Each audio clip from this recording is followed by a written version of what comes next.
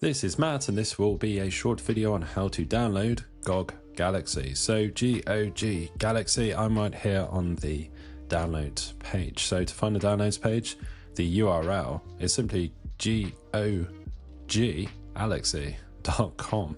So I will put that URL in the video description just below here, so you can just click that just below the video and you'll wind up on this page. Now, it's a big download button here, so it has correctly identified that I'm a Mac OS, and yeah, there's a Windows version, so this will be the Mac version for me as I'm on a Mac, but this download button will be, if you're on Windows, for example, this will be the Windows version. So you can click here to see an alternative version that's actually downloaded the Windows version straight away, but all we need to do is actually click this button here, and that will download automatically. Depending on your browser, it will send the installer to your downloads location.